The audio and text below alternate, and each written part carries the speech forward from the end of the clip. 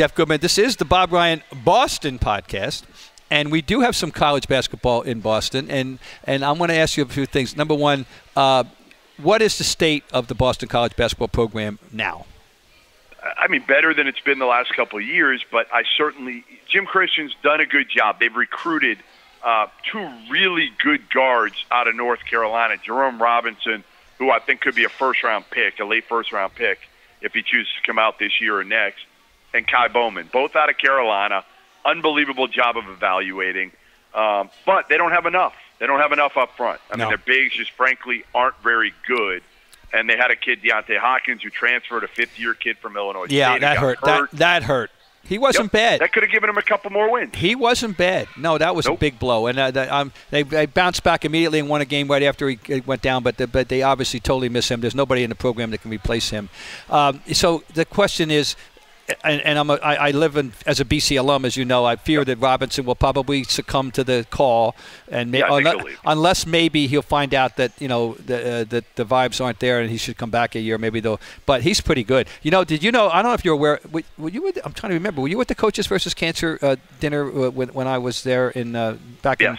So you heard what Jim Christian said at the time. And I wonder what your reaction was when Jim Christian said and then re-said and then re-said and reiterated what he re-said, is that Bowman and Robinson were the best backcourt in America. And I know I rolled my eyes. Now, there are nights when they may be, though. Am I crazy? They're terrific. I mean, again, if they had some bigs that could finish, that could rebound, run the court, long bigs, long athletic bigs, they could be, listen, I think Jim Christian's done a solid job. We both know how difficult the job it is at Boston College. And I kind of go back to everybody still, and I'm sure they do it to you too, because we're on the same page here with Al Skinner. When we both, I think, wrote something when he left, that it was the right move. And everybody still said, well, no, it was the wrong move. Look, they screwed up when they got rid of Al Skinner. No. They didn't screw up. The program was trending downward. They had gone under 500 2 of their last 3 years. Cooley and Bill Cohen were gone, and the program was trending, spiraling downward. Then they hired the wrong guy. Yeah. They hired a guy that recruited a bunch of Ivy League players, Steve Donahue. And Jim Christian, I didn't think was the right guy. I think he's a good coach, but I don't think, again, you needed a guy that was strong in New England, strong in the prep schools. The guy I would have hired, now he's since taken a head job, is Mike Hopkins, who was the Syracuse coach in waiting, but he would have taken the BC job. He would have taken it. Really, huh? So he's out of Washington. All right, Correct. let's move on. We have two teams that are still alive with a possibility of being in the tournament in Boston. The first one is Northeastern, who once again had a good year in the Colonial, and of course it probably is a one-bid league, right? Still, there's no question. Definitely. It's a one-bid league. To my everlasting regret, I'm sorry I didn't see them, and I haven't seen this kid that's been scoring all the points. But tell me about what you can tell me about Northeastern. Yeah, I haven't seen him this year. It's been a crazy year for me, obviously. Yeah, right. You lost a chunk of time. You lost a chunk of time. You have an excuse. I have only feeble excuses for not going to see it. No excuse. Mea culpa, Husky fans. Mea culpa, mea maxima culpa. I should have gone and seen your team play. I'm sorry. Now, okay. No, all right. Bill Cohen, listen, we've known Bill Cohen for a long time, both of us. Yes. We know he can evaluate with the best of them, right? I mean, there are a few guys that Jared Dudley, and Ed Cooley belongs in this conversation too. Craig Smith, Jared Dudley, Reggie Jackson, Pat Duquette recruited. Yep. They've done an unbelievable. Sean Williams. That staff was just off the charts. Unbelievable. Oh, unbelievable. I mean, I say it all the time, like incredible. So I never count out Bill Cohen, and I say it all the time, like who's gonna be your guy?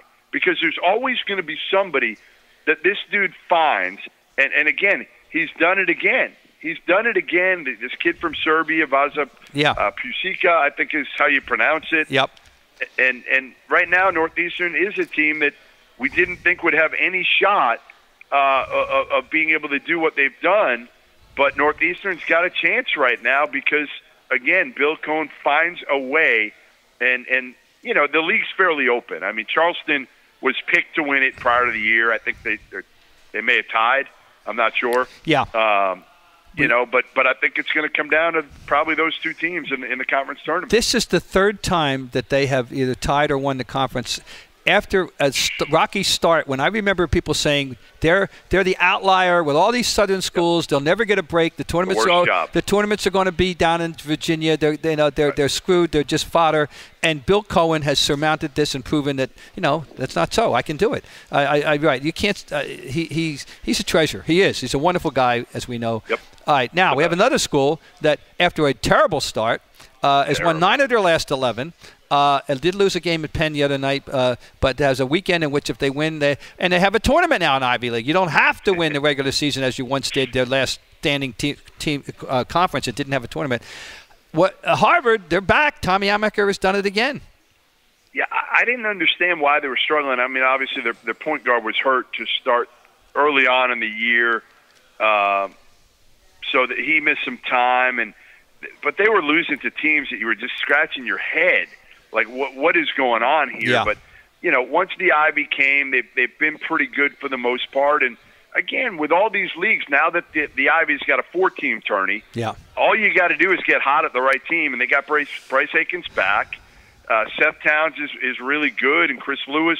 They've done a really good job of recruiting and taking advantage and getting top 100 kids that understand the value of a Harvard education, and the fact that Harvard's gotten plenty of attention over the last few years in the basketball court. So Tommy Amaker, I really enjoy when I go watch a Harvard practice.